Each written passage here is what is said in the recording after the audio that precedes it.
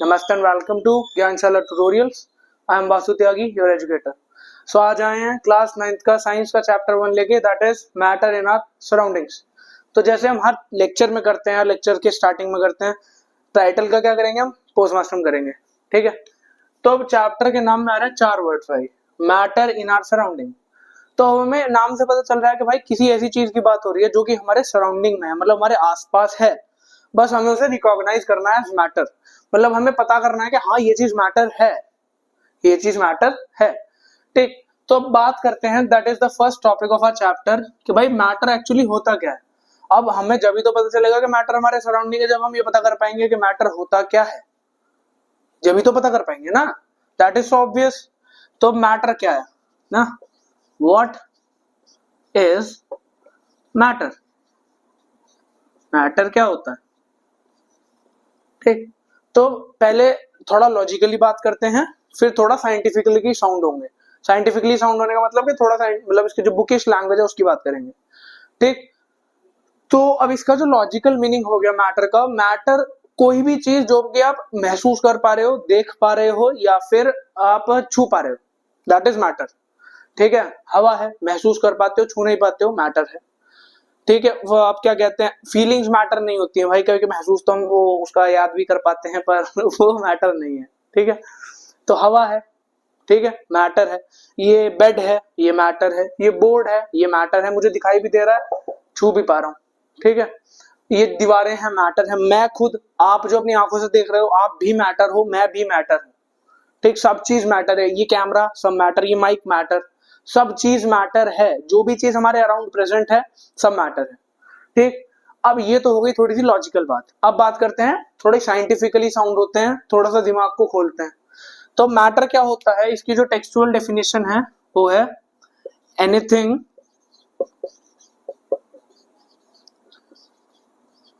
That has mass and occupy space is called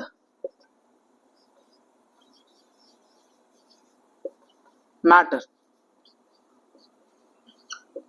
ऐसी कोई भी चीज जो कि जिसके पास मास है, ठीक है, मास क्या होता है, वजन। मास क्या होता है, वजन। एंड ऑक्यूपाई स्पेस, जो कि स्पेस ऑक्यूपाई कर रही है। स्पेस ऑक्यूपाई करने का मतलब है कि वो जगह घेर रही है। ठीक, जैसे मेरे इस हाथ में मैंने एक मार्कर रखा हुआ है, मेरा हाथ का साइज इतना है। ठीक, इस हाथ में मैंने मार्कर रख लिया और इस पे यहाँ कपड़ा रख लिया। अब मेरा हाथ छुप गया, छुप गया ना, मतलब पीछे वाली चीज तो नहीं दिखाई दे रही है। अब वो कब नहीं दिखाई देगी, जब आगे का स्पेस ऑक्यूपाई हो जाएगा, घिर जाएगा। तो यानी कि ये दोनों वजन भी है, कपड़े में भी वजन है, मार्कर में भी वजन है, और ये दोनों मास भी ऑक्यूपाई कर रहे हैं। तो इसका मतलब ये दोनों मैटर हैं।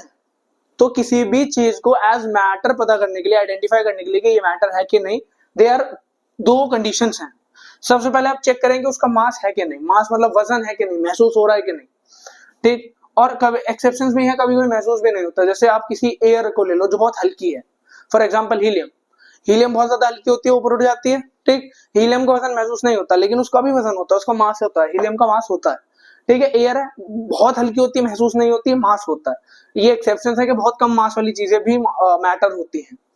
ठीक है, अब दूसरा है कि ऑक्यूपाई स्पेस, स्पेस भी ऑक्यूपाई करती है, एयर भी स्पेस ऑक्यूपाई करता है, कोई सॉलिड चीज है वो भी स्पेस ऑक्यूपाई कर रही है। तो मेजरली जो चीजें मास है, वजन है, और वही चीज मास स्पेस भी ऑक्यूपाई कर रही है, तो दैट इज मैटर। ठीक, अब बात करते हैं कि भाई मैटर बना किस चीज से होता है। ठीक, क्योंकि मैटर की डेफिनेशन पता चल गई, मैटर होता क्या है। अब पता करते हैं मैटर बना किस चीज से होता है, क्योंकि मैटर तो ये मार्कर है, मैटर है, तो किसी चीज से तो बना होगा ना। अब बहुत लोग बोलेंगे प्लास्टिक से बना है, सही बात है, प्लास्टिक से बना है भाई, कैसा ही कह रहे हैं। फिर मैं पूछूं प्लास्टिक किससे बना है, तो बोलेंगे प्लास्टिक बना है भाई प्लास्टिक मॉलिक्यूल से, छोटी छोटी गोल बोल्स का बॉल काइंड ऑफ स्ट्रक्चर होता है। ठीक है, वो भी सही बात है, हाँ प्लास्टिक बॉल से बना। अब मैं पूछूं प्लास्टिक बॉल किससे बनी है, तो आप बोलोगे प्लास्टिक के मॉलिक्यूल से बनी है। ठीक है, वो भी सही है कि प्लास्टिक के मॉलिक्यूल से बना है मार्कर। ठीक, अब मैं बोलूं प्लास्टिक के मॉलिक्यूल किससे बने हैं, तो आप बोलोगे प्लास्टिक के पार्टिकल से, जो प्लास्टिक के अंदर जो भी एक तरीके से एलिमेंट यूज हो रहा है, कार्बन यूज हो रहा है या फिर मान के चलो कोई भी मेटल यूज हो रहा है या नॉन मेटल यूज हो रहा है, तो उसके पार्टिकल से बनी है। तो यही बात है, जैसे सेल जो होती है, सेल होती है बायोलॉजी वाला सेल जो होता है, वो एक फंडामेंटल यूनिट ऑफ लाइफ है। मतलब कोई भी चीज अगर जीवित है तो उसका जो फंडामेंटल यूनिट है, मतलब उसकी जो बेसिक स्ट्रक्चर है, वो किससे बना होगा? सेल से बना होगा। ऐसे अगर कोई भी चीज मैटर है तो उसका जो बेसिक स्ट्रक्चर है वो किससे बना होगा? पार्टिकल से बना होगा। तो एज इट इज, जैसे हम सेल की डेफिनेशन लिखते हैं ऐसे पार्टिकल्स की लिखेंगे, that particles are the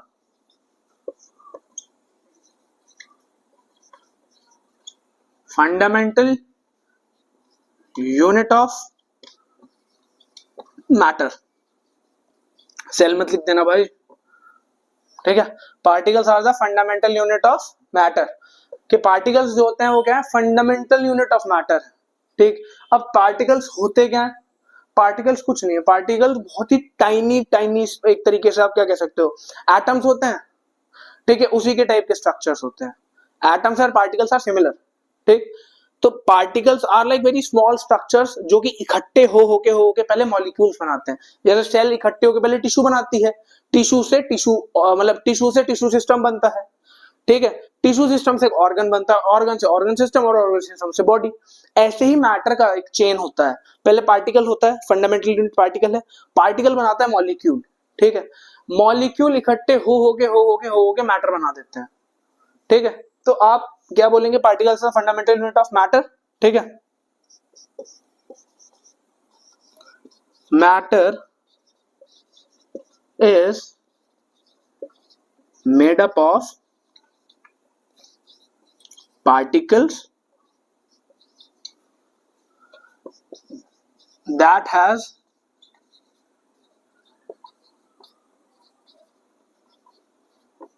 intermolecular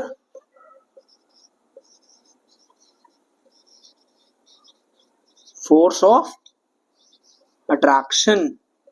अब भाई आधे बच्चों के चला गया सिर के ऊपर से बाउंसर, ये क्या बोल दिया? यहां तक तो समझ आ गया, matter is made up of particle, यहां समझ आ गया। ये क्या बोला? इंटरमोलिकुलर फोर्स ऑफ अट्रैक्शन, ये क्या बोला है? फोर्स समझ आता है? फोर्स क्या होती है? फोर्स, फोर्स आती है ना समझ? फोर्सेस कि कोई भी आप एक तरीके से जो चीज अप्लाई हो रही है, जो एक तरीके से आप कह सकते हो कि जो ताकत लग रही है, force is kind of that thing, ठीक है। तो इंटरमोलिक्यूलर फोर्स क्या है? इंटरमोलिक्यूलर फोर्स मतलब कि ऐसी फोर्स जो कि मॉलिक्यूल्स के इंटर मतलब बिटवीन, इंटर का मतलब होता है बीच में, तो ऐसी फोर्स जो कि मॉलिक्यूल्स के बीच में लग रही है, ठीक है। अब मॉलिक्यूल्स के अंदर के प्रेजेंट है पार्टिकल्स, मतलब पार्टिकल से तो बना होता है मॉलिक्यूल, है ना।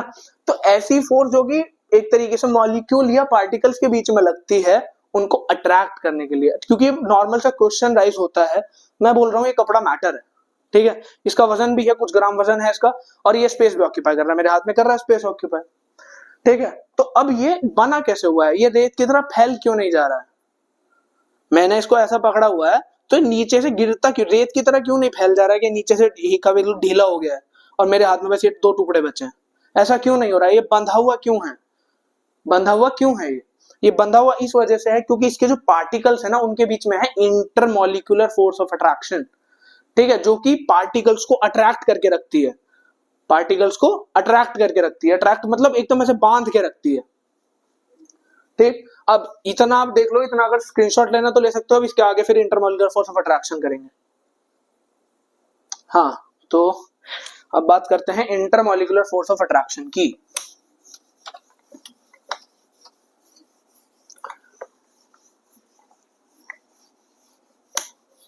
ठीक है, डेफिनेशन लिखते हैं, हेडिंग ही चेंज कर देता है ना, इसकी हेडिंग ही डाल देते हैं इंटरमोलिकुलर फोर्स ऑफ अट्रैक्शन।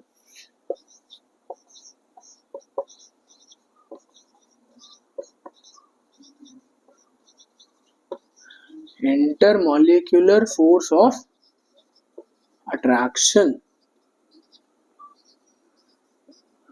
और हाँ, इंटरमोलिकुलर फोर्स ऑफ अट्रैक्शन बाद में करेंगे, पहले आप मेरे को ये बताओ भाई, आप फीस क्यों नहीं देते हो मेरी? यहाँ मतलब मैं पिछले 2 वीडियो से नहीं बोल रहा हूँ लाइक शेयर सब्सक्राइब करने के लिए, वो मेरे अंदर एक प्रोफेशनल यूट्यूबर नहीं जाग रहा है, तो आप लोग कर भी नहीं रहे हो। हाँ, ये गलत बात है भाई। टीचर को उसकी फीस मिलती रहे तो टीचर खुशी खुशी पढ़ाता है, है ना। नहीं मैं टीचर नहीं हूँ ऑब्वियसली, ठीक है, मैं तो बस अपना जो थोड़ा बहुत मैंने ज्ञान इकट्ठा कर रखा है ना, मतलब रट रट के नहीं समझ के, ठीक है, आपको भी समझना है, मैंने भी समझा हुआ है, तो डू सब्सक्राइब भाई, ठीक। तो टाइम वेस्ट नहीं करते हैं ये सब्सक्रिप्शन पे। तो intermolecular force of attraction means a force that attracts or binds the particles of matter, particles of a matter is known as intermolecular force of attraction, ठीक है भाई। अब इसमें एक और चीज है, मैंने लिखा है यहाँ अ फोर्स, ठीक है। अब इसकी काया पलट करते हैं, इसका मेकअप करते हैं थोड़ा सा। मैंने मतलब 6th क्लास वाली वीडियो में भी, अगर 9th क्लास का बच्चा भाई 6th की वीडियो क्यों देखेगा, मैंने पिछली वीडियो में ये बोला था कि अगर आपको टीचर को इंप्रेस करना है, बिकॉज 9th और 11th ये दो ऐसी क्लासेस है ना जिसमें स्टूडेंट का सारा कंट्रोल, उसके मार्क्स का कंट्रोल किसके हाथ में रहता है, स्कूल के हाथ में रहता है। तो टीचर्स को खुश रखना बहुत इंपॉर्टेंट है भाई, ठीक है। तो टीचर खुश कैसे होगा, टीचर खुश होगा मेकअप से।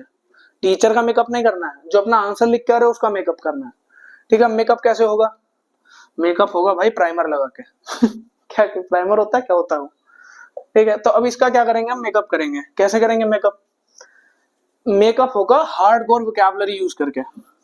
क्या यूज करके, एकदम मस्त हार्डकोर वोकैबुलरी यूज करके, ठीक। अब यहाँ पे पहले क्या लिखा था, अ फोर्स दैट अट्रैक्ट्स और binds the particle of a matter is known as intermolecular force of attraction, ठीक है। अब इसका काया पलट करते हैं, अ अट्रैक्टिव फोर्स, मैंने कुछ नहीं करा, मेकअप के नाम पे बस एक बीच में अट्रैक्टिव लगा दिया, अ और फोर्स के। अब पढ़ के देखते हैं इसको, a attractive force that attracts और binds the particle of a matter is known as intermolecular force of attraction. आया मजा से पढ़ के, खुद को भी मजा आएगा भाई, ऐसा लगेगा वाह यार टॉपर आदमी हो गया मैं, है ना।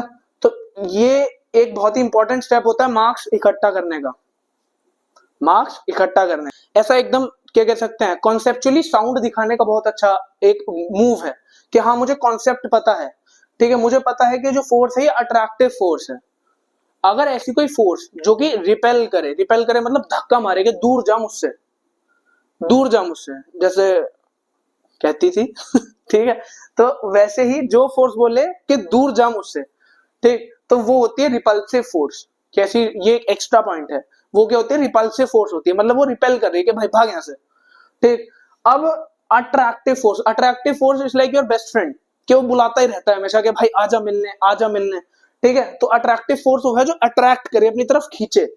तो intermolecular force of attraction is a kind of attractive force जो कि पार्टिकल्स को बाइंड करके रखती है मैटर के, ठीक, समझे। अब चलते हैं आगे, इंटरमॉलिक्यूलर फोर्स ऑफ अट्रैक्शन समझ आया। Our next topic is nature of matter. Our next topic is nature of matter.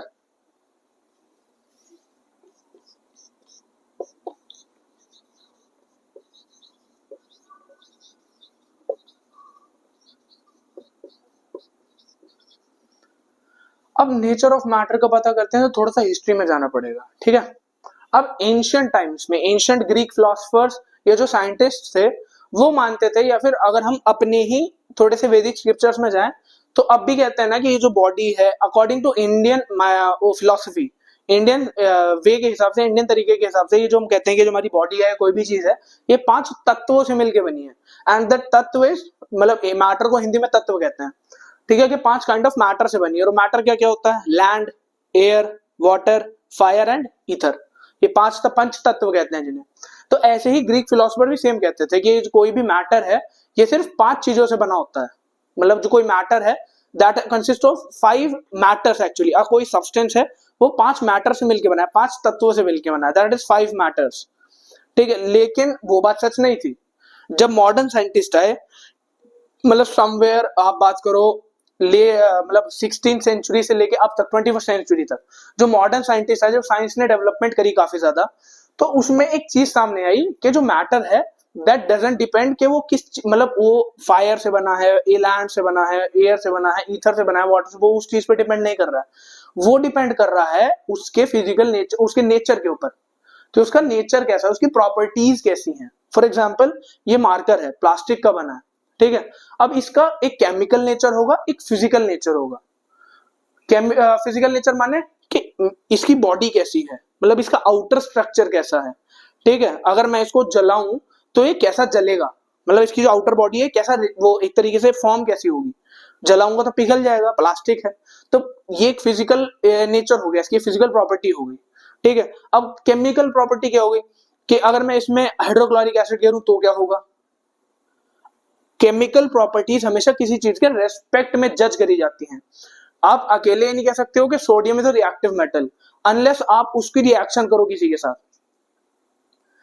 आप ये नहीं कह सकते sodium is a reactive metal या potassium is a reactive metal जब तक आप उनकी रिएक्शन नहीं करोगे किसी और एलिमेंट के साथ। क्योंकि जब तक रिएक्शन, मान के चलो मैं छोटा सा बच्चा हूं, ठीक है, नर्सरी क्लास का, मैंने पहली बार नाम सुना सोडियम, और जब भी हम ज्ञानशाला ट्यूटोरियल्स में नर्सरी बोलेंगे दैट मीन्स 6th से लेके और 8th क्लास जो होती है उसको नर्सरी कहेंगे हम, ठीक। Nursery doesn't mean literal nursery, ठीक है। तो बात करते हैं, हाँ सोडियम की बात कर रहे थे। अब कोई नर्सरी का बच्चा है, नर्सरी के बच्चे को मैंने बोला भाई ये ले सोडियम, ये ले सोडियम, और जाके पानी में फेंकिया। मैंने बोला उसको जाके पानी में फेंकिया। अब उसे तो नहीं पता भाई रिएक्टिव है कि नहीं है, तो उसके हिसाब से तो सोडियम की केमिकल प्रॉपर्टी है ही नहीं कि रिएक्टिव मेटल है, क्योंकि उसने ना पढ़ा ना देखा। अब वो गया, मैंने उसको बोला था कि भाई दूर से फेंकना, और मैंने उसको प्रॉपर किट बना के भेजा, ठीक है। उसने जाके ऐसे टप से पानी में फेंका सोडियम, फेंको, फट गया। अब जब फटा तो उसे पता चला हाँ ये रिएक्टिव है, इसको कहीं डालेंगे, पानी में डालेंगे, किसी लोअर रिएक्टिव के साथ डालेंगे तो ये रिएक्ट करेगा बहुत विगरसली, मतलब एकदम बहुत ही एक्सटेंसिवली, ठीक है। तो उसको पता चला। तो ऐसे ही जो केमिकल प्रॉपर्टीज होती है वो हमेशा किसी अदर सब्सटेंस के रिस्पेक्ट में जज करी जाती हैं, लेकिन जो फिजिकल प्रॉपर्टीज हैं, फिजिकल प्रॉपर्टीज उसकी इंडिपेंडेंटली होती हैं, ठीक है। जैसे इसकी फिजिकल प्रॉपर्टी जो है वो रहेगी, चाहे मैं इसके साथ कुछ भी कर लूं, मैं इसे फेंक के मारूं तो भी ये प्लास्टिक का ही रहेगा, इसको क्रश कर दूं तो भी प्लास्टिक का रहेगा, इसकी वायर बना दूं तो भी प्लास्टिक का रहेगा, ठीक। फिजिकल प्रॉपर्टीज इंडिपेंडेंट, लेकिन केमिकल प्रॉपर्टीज डिपेंड करती रहती हैं कि मेटल के साथ कैसे रिएक्ट कर रहा है, नॉन मेटल के साथ कैसे रिएक्ट कर रहा है, ठीक है। ये हो गया थोड़ा सा basic knowledge.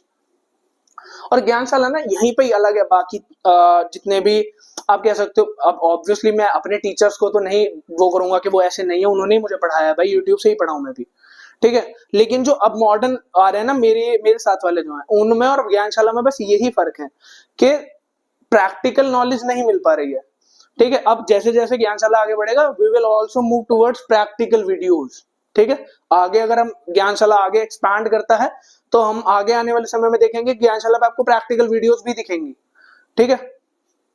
So let's start nature of matter. अब नेचर ऑफ मैटर में इतनी देर से भाई क्या समझा रहा हूं, कितने टाइप का होता है, दो। कौन कौन सा? मैटर के दो नेचर होते हैं, एक तो फिजिकल नेचर, एक तो होता है फिजिकल नेचर, और एक होता है केमिकल नेचर। एक होता है फिजिकल नेचर और एक होता है केमिकल नेचर, ठीक। अब फिजिकल नेचर बात करता है उसकी फिजिकल प्रॉपर्टीज की। किसकी बात करता है? फिजिकल प्रॉपर्टीज की बात करता है। किसकी? मैटर की, ठीक है। उसकी अपीयरेंस की बात करता है, ठीक। केमिकल नेचर बात करता है केमिकल प्रॉपर्टीज की।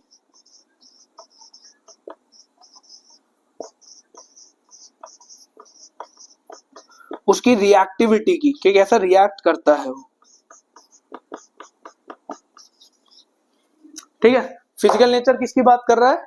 फिजिकल प्रॉपर्टीज की बात कर रहा है, अपीयरेंस की बात कर रहा है, शेप की बात कर रहा है, साइज की बात कर रहा है, उसका इंटरमॉलिक्यूलर फोर्स की बात कर रहा है, ठीक है। केमिकल प्रॉपर्टी किसकी बात कर रहा है? केमिकल प्रॉपर्टी बात कर रहा है रिएक्टिविटी की। केमिकल प्रॉपर्टी बात कर रहा है उसकी केमिकल ऑर्गेनाइजेशन कैसी है, ठीक है। केमिकल प्रॉपर्टी बात कर रहा है उसका मॉलिक्यूलर स्ट्रक्चर कैसा है। ये केमिकल नेचर हो गया मैटर का, ठीक है। अब ये समझ आया फिजिकल और केमिकल नेचर। अब आगे फर्दर पढ़ेंगे केमिकल नेचर को, ठीक है। आज फर्दर पढ़ेंगे केमिकल नेचर, आज बस केमिकल नेचर तक, फिजिकल नेचर तक पढ़ेंगे, ठीक है, फिर केमिकल नेचर से कल कंटिन्यू करेंगे। So let's start our next topic जो है फिजिकल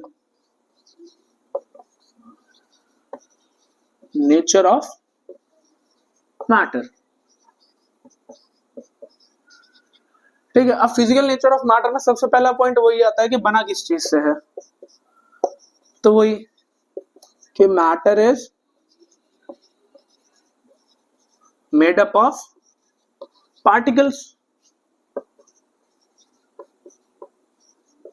फिजिकल नेचर में सबसे पहला पॉइंट यही आ रहा है। एक्चुअली देखा जाए तो फिजिकल नेचर में आपको पढ़ा चुका हूं, बस अब एक बार ओवरव्यू कर रहे हैं, दोबारा रिपीट कर रहे हैं। फिजिकल नेचर का सबसे पहला पॉइंट, मैटर किससे बना है भाई, पार्टिकल से बना है, ठीक है।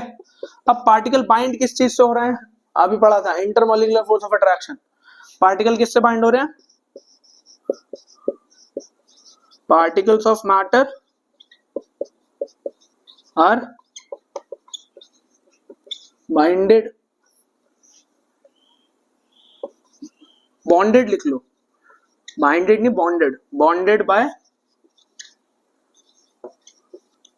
इंटर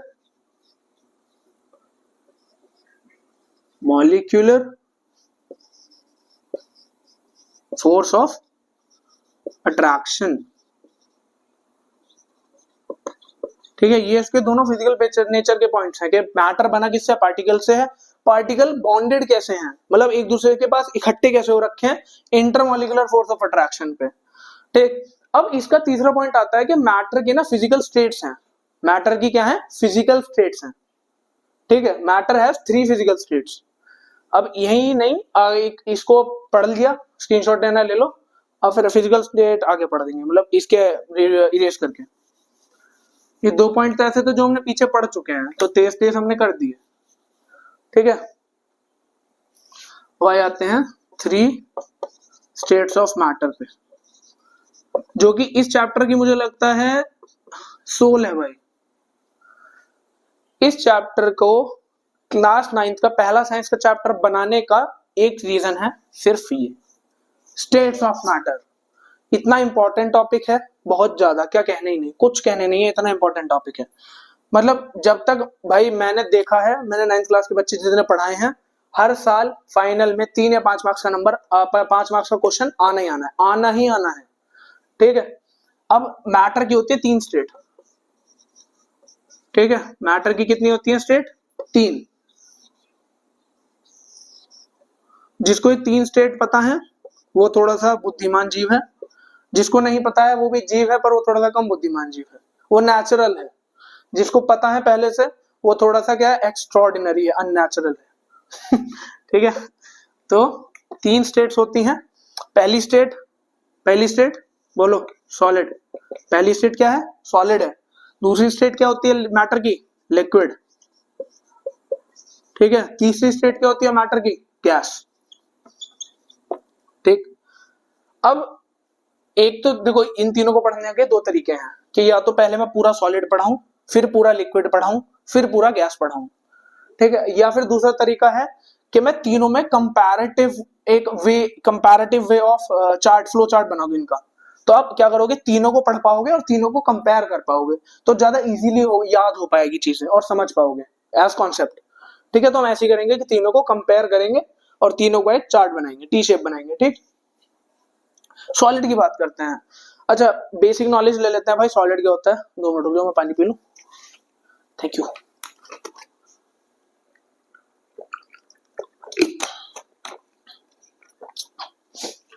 हाँ, तो वहां थे सॉलिड पे, थोड़ा बेसिक नॉलेज लेते हैं, सॉलिड क्या होता है।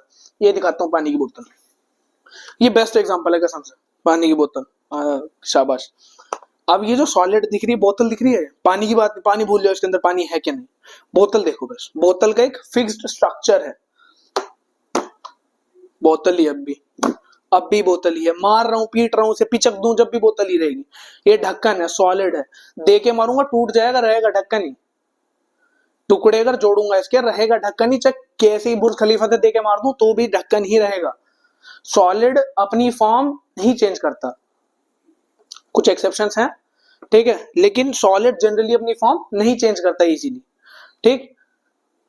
लिक्विड है, अब इसके अंदर लिक्विड है, सॉलिड बोतल है, अब पानी को कंसीडर करते हैं, ठीक है। बोतल दिख रही है, बोतल के अंदर पानी दिख रहा है, पानी किस शेप में है, जिस शेप में बोतल है, इसका मतलब पानी का जैसा मोल्ड होगा, मतलब जैसा सांचा होगा, जैसा उसका कंटेनर होगा, वैसा ही वो शेप ले लेगा, ठीक है। अब मैं इसको एक किसी और शेप की बोतल में डाल दूं तो वो शेप ले लेगा, लेगा कि नहीं लेगा, लेगा ही, ऑब्वियस सी बात है, लेगा। अब गैस है, गैस के साथ भी सेम है, अब जहां पानी नहीं है इतने एरिया में वहां गैस है, इतने में पानी है, यहां तक पानी है, अब जिसमें पानी नहीं है यहाँ गैस भरी हुई है, अब गैस की क्या शेप है, जो बोतल की शेप है, तो यानी गैस की कोई अपनी इंडिपेंडेंट शेप तो है नहीं, तो इनके जो टी शेप का पहला पॉइंट यही है, ठीक है, इनके टी शेप का पहला पॉइंट क्या है, यही है।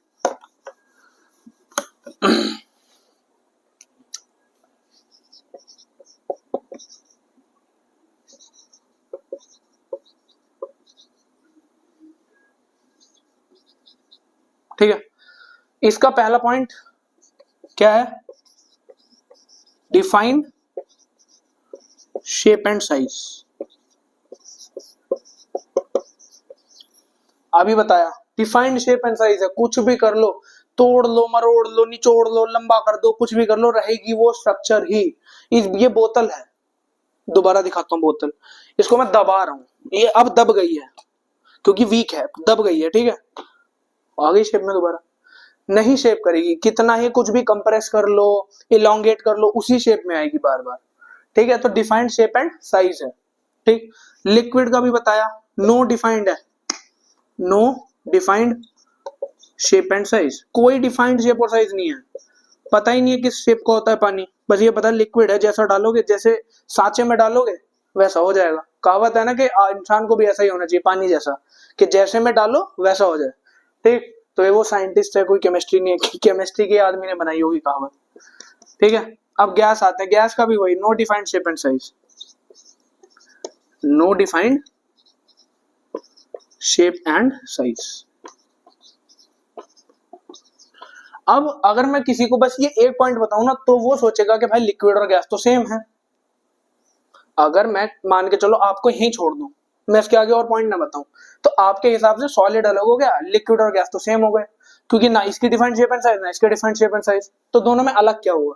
अब अगले पॉइंट में समझ जाएंगे अलग क्या होता है, ठीक है। सॉलिड की जो इंट्रामोलिकुलर फोर्स है वो सबसे ज्यादा है, कैसे है सबसे ज्यादा,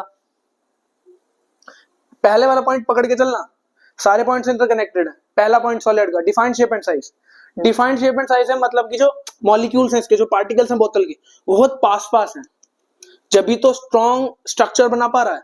अगर कोई चीज, अब मान के चलो मैं और मेरा दोस्त है, ठीक है, हमको स्ट्रॉन्ग फ्रेंडशिप करनी है, तो हम क्या करेंगे, हम दोनों एक दूसरे के साथ रहेंगे, we will close to each other. अगर दो लोग आपस में क्लोज हैं तो ही उनके बीच में क्या है, एक डिफाइंड बॉन्ड है, स्ट्रॉन्ग बॉन्ड है, ठीक। तो डिफाइंड शेप एंड साइज है, इसका मतलब इंटरमोलिकुलर फोर्स कैसी होगी, स्ट्रॉन्ग होगी, कैसी होगी, स्ट्रॉन्ग होगी, strong inter molecular force of attraction. कैसी फोर्स ऑफ अट्रैक्शन है, स्ट्रॉन्ग फोर्स ऑफ अट्रैक्शन है। स्ट्रॉन्ग फोर्स ऑफ अट्रैक्शन क्यों है, क्योंकि इसका डिफाइंड शेप एंड साइज है। किसी भी चीज का जब डिफाइंड शेप एंड साइज होगा, उसका मतलब उसके पार्टिकल्स बहुत पास पास हैं, इस वजह से इंटरमोलिकुलर फोर्स स्ट्रॉन्ग होगी, मतलब ये इसका डिफाइन, इसको वैलिड कर रहा है। रीजन इसका ये है, मतलब मान के चलो कि डिफाइंड शेप एंड साइज क्यों है, क्योंकि इंट्रामोलिकुलर फोर्स स्ट्रॉन्ग है, लेकिन डिफाइंड शेप एंड साइज है, ये इस चीज को वैलिड कर रहा है कि हाँ इसकी स्ट्रॉन्ग है मॉलिक्यूलर फोर्स, इसकी मॉलिक्यूलर फोर्स स्ट्रॉन्ग है, ठीक। ऐसी no defined shape and size, तो इसकी इंटरमोलिकुलर फोर्स कैसी होगी, weak, weaker force of attraction. Force of attraction कैसी है पार्टिकल्स के बीच में, वीकर है, मतलब इससे कम है, इससे ज्यादा है, मतलब इससे इससे क्या कर रहा हूं, सॉलिड से कम है, गैस से ज्यादा है, क्या, फोर्स ऑफ अट्रैक्शन। इसी वजह से पानी ना तो हवा है, कुल मिला के बात यह है, मतलब पानी का वजन भी महसूस हो रहा है मुझे, इस बोतल में इतना वजन नहीं है जितना पानी है, ठीक है, पानी का भी वजन है और स्पेस भी ले रहा है, बोतल का इतनी जगह छोड़ रखी है ना जहां पानी नहीं है, वहां हवा है, लेकिन जहां पानी है वहां तो पानी है, स्पेस ऑक्यूपाई कर रहा है, वहां और कुछ नहीं है, ठीक है। तो यानी कि डिफाइंड शेप एंड साइज नहीं है, लेकिन मास भी है और स्पेस भी ऑक्यूपाई कर रहा है। तो इस वजह से वीकर फोर्स ऑफ अट्रैक्शन, मतलब फोर्स ऑफ अट्रैक्शन तो है लेकिन वीक है, मतलब उतनी स्ट्रांग नहीं है। मॉलिक्यूल्स थोड़े पास हैं पर उतने पास नहीं है कि सॉलिड बन जाए। इतने मतलब अगर एक एग्जांपल लेके चलें तो सॉलिड के एकदम ऐसे चिपके होते हैं, लिक्विड के यहाँ होते हैं, एयर के होते हैं यहाँ, मतलब गैस के होते हैं इतनी दूर दूर, ठीक है। तो इसकी weak force of attraction weaker है, किससे? सॉलिड से, लेकिन ज्यादा किससे है? गैस से, ठीक है। अब गैस की होती है वीकेस्ट फोर्स ऑफ अट्रैक्शन, सबसे कम फोर्स ऑफ अट्रैक्शन इसकी होती है। सबसे कम फोर्स ऑफ अट्रैक्शन किसकी होती है? गैस की। किसकी होती है? गैस की, ठीक। क्यों होती है? पार्टिकल्स बहुत दूर दूर है, एक गैस का पार्टिकल और एक एयर का पार्टिकल यहाँ है, एक यहाँ है, तो इतने दूर पार्टिकल हैं तो फोर्स ऑफ अट्रैक्शन होगी, मना नहीं कर रहा हूं नहीं होगी, होगी, लेकिन बहुत कम होगी, बहुत ज्यादा, मतलब नेगोशिएबल बिल्कुल। क्या कहते हैं उसे? इनफाइनाइटेसिमली स्मॉल ठीक है, कि एकदम बहुत ही कमिंग टू जीरो, बहुत कम, ठीक। Next point is kinetic energy. अब एक बार काइनेटिक एनर्जी समझ लो, किसी को नहीं पता है तो। कब जब भी कोई भी चीज मूव हो रही है, मैं इधर से इधर चल रहा हूं, ये चल रहा हूं, मैं दिख रहा हूं चलता हुआ। अब जब मैं चल रहा हूं तो मेरे चलने से मेरी बॉडी में काइनेटिक एनर्जी जनरेट हो रही है। मेरी बॉडी में क्या जनरेट हो रही है? काइनेटिक एनर्जी जनरेट हो रही है। ऐसी एनर्जी जो कि मैटर के मूवमेंट से, पार्टिकल के मूवमेंट से जनरेट होती है, मैटर के नहीं, पार्टिकल के मूवमेंट से। ऐसी एनर्जी, बोलो पीछे, ऐसी एनर्जी जो पार्टिकल के मूवमेंट से जनरेट होती है उसको बोलते हैं काइनेटिक एनर्जी। क्या बोलते हैं? काइनेटिक एनर्जी, ठीक। तो अब नोट बना के लिख लेते हैं कहीं पे, रुक जाओ ये खत्म कर लूं इसके बाद लिखेंगे, ठीक। तो अब काइनेटिक एनर्जी समझ गए, ऐसी एनर्जी जो कि पार्टिकल के मूवमेंट से जनरेट होती है। किसके मूवमेंट से? पार्टिकल के मूवमेंट से जनरेट होती है, उसको बोलते हैं काइनेटिक एनर्जी। अब सॉलिड के पार्टिकल्स मूव करते होंगे, क्या लगता है? ये सॉलिड है, ये सॉलिड है, इसके पार्टिकल्स मूव कर रहे हैं। अगर मूव करते तो बोतल की भाई साइज चेंज होती। अभी ऊपर पार्टिकल ज्यादा थे, थोड़ी देर में नीचे आ गए, बोतल लटक गई, लंबी हो गई इतनी। नहीं हो रहा ऑब्वियसली, तो नहीं हो रहा था, इसकी काइनेटिक एनर्जी सबसे लीस्ट है, वीकेस्ट, या फिर लीस्ट बोल सकते हैं, लीस्ट काइनेटिक एनर्जी। क्या है भाई? लीस्ट काइनेटिक एनर्जी है। काइनेटिक एनर्जी कैसी है? लीस्ट। किसमें? सॉलिड में। इंट्रामोलिकुलर फोर्स जिसमें ज्यादा, काइनेटिक एनर्जी उसमें कम।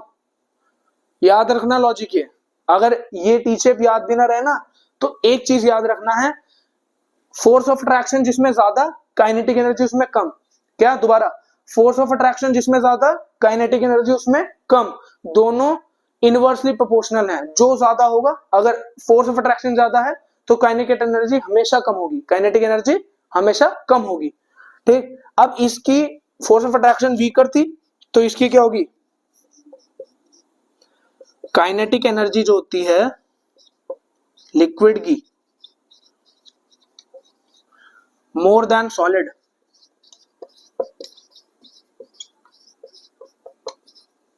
But less than gas. Kinetic energy solid उसकी लिक्विड की, क्योंकि इसके पार्टिकल्स ना तो ज्यादा दूर है ना ज्यादा पास है, एक मॉडरेट डिस्टेंस है, तो जो काइनेटिक एनर्जी होगी वो सॉलिड से तो ज्यादा होगी लेकिन गैस से कम होगी, ठीक। अब आते हैं गैस पे, ठीक है। इसकी काइनेटिक एनर्जी सबसे ज्यादा होती है, काइनेटिक एनर्जी इज लार्जेस्ट, ठीक है। बहुत ज्यादा काइनेटिक एनर्जी होती है गैस के उसकी पार्टिकल्स की। इसी वजह से तो देखो कि क्या होता है, मान के चलो मैंने एक क्या कह सकते हैं, अरे यार क्या बोलूं इसमें, मतलब एग्जांपल क्या दे सकते हैं हम लोग काइनेटिक एनर्जी ज्यादा होने का। मेरे पास है बट वो ज्यादा साइंटिफिक हो जाएगा, चलो समझ लो। हम किसी गैस को हीट करते हैं, हम किसी गैस को हीट कर रहे हैं, हीट करने पे गैस के पार्टिकल्स बाहर की तरफ भागते हैं, गैस के पार्टिकल्स बाहर की तरफ भागते हैं। फॉर एग्जाम्पल लिक्विड नाइट्रोजन होती है, लिक्विड नाइट्रोजन समझते हो, मतलब नाइट्रोजन गैस को अगर लिक्विडिफाई कर दें ये हम आगे पढ़ेंगे कि लिक्विडिफाई करना और एक तरीके से सब्लिमेशन वगैरह क्या होता है, ठीक है। तो अगर हम नाइट्रोजन गैस को लिक्विड फॉर्म में, नाइट्रोजन को लिक्विड फॉर्म में ले आए तो उसे लिक्विड नाइट्रोजन बोलते हैं, और वो बहुत ज्यादा ठंडी होती है, बहुत ज्यादा ठंडी होती है। तो अगर थोड़ी सी लिक्विड नाइट्रोजन को ऐसे बोतल में, प्लास्टिक की बोतल में डाल के बंद करके कहीं पे रख देना, तो थोड़ी देर बाद वो बोतल फट जाती है। अब फटती कैसे है? जो लिक्विड नाइट्रोजन है ना वो गैस के फॉर्म में चेंज होती है और गैस करती है एक्सपैंड, गैस कर रही है एक्सपैंड। अब वो जितना क्योंकि गैस की काइनेटिक एनर्जी ज्यादा है, सबसे ज्यादा है, तो जिस भी चीज की काइनेटिक एनर्जी सबसे ज्यादा होगी ना वो एक्सपैंड उतनी ही तेजी से करेगा। इसकी सॉलिड से ज्यादा है लेकिन गैस से कम है, इसलिए देखो गर्म तेल में पानी गिरोगे आग लग जाएगी। गर्म तेल में मम्मी कहती है ना कि बेटा गीले हाथ लेके किचन में नहीं आना चाहिए जब भी तेल वेल का काम हो रहा हो। क्यों कहती है? क्योंकि जो पानी है, लिक्विड है, वो उसकी काइनेटिक एनर्जी सॉलिड से तो ज्यादा है, तो यानी एक्सपैंड बहुत अच्छे से करता है, वो भी बहुत ही डेंजरस। अभी आशु सर एक है ना साइंस एंड फन यूट्यूब पे, उन्होंने एक वीडियो डाली है, आप जाके देख भी सकते हो। और पता नहीं कौन सी यूनिवर्सिटी में गए थे, उन्होंने वहां पे क्या करा, एक बहुत बड़े कंटेनर में तेल लिया था, एक्सपायर्ड तेल था, तेल तो होता ही एक्सपायर्ड हो चाहे क्या हो, ठीक है। तो तेल लिया तो उसमें पानी गिरा बहुत दूर, एक लंबे डंडे से डिस्टेंस से, तो उसमें इतनी ऊंची, मतलब 3-4 माले तक आग की लपटें उठी थी। इस बार क्यों उठी वो? क्योंकि गर्म तेल में जब पानी गया वो एक्सपैंड करा। अब एक्सपैंड क्यों करा? एक्सपैंड करने का रीजन था यही, काइनेटिक एनर्जी, पार्टिकल्स की काइनेटिक एनर्जी ज्यादा होती है सॉलिड से, इस वजह से वो एक्सपैंड कर गया एकदम। जब भी काइनेटिक एनर्जी ज्यादा होगी बाहर की तरफ भागेंगे हम, जो पार्टिकल्स हैं वो बाहर की दीवारों की तरफ भागते हैं, ठीक है। समझ गए? दोबारा ओवरव्यू लेते हैं। सॉलिड का डिफाइंड शेप एंड साइज है, लिक्विड का कोई डिफाइंड शेप एंड साइज नहीं है, गैस का भी नहीं होता, ठीक। इंटरमोलिकुलर फोर्स सबसे ज्यादा सॉलिड में होती है, उससे कम लिक्विड में होती है, सबसे कम गैस में होती है, ठीक। काइनेटिक एनर्जी सॉलिड की सबसे कम होती है, लिक्विड की सॉलिड से ज्यादा होती है, गैस से कम होती है, और सबसे ज्यादा होती है गैस की। समझे? तो आज हमने स्टेट्स ऑफ मैटर तक खत्म करा है, ठीक। That's all for today. अब मिलेंगे नेक्स्ट सेशन में जिसमें हम आगे करेंगे फिजिकल नेचर के, अगर कुछ टॉपिक्स बचेंगे तो वो आगे कंटिन्यू करेंगे, और बाकी फिर केमिकल नेचर स्टार्ट करेंगे। So thank you for attending the lecture at Gyanshala tutorials. Bye.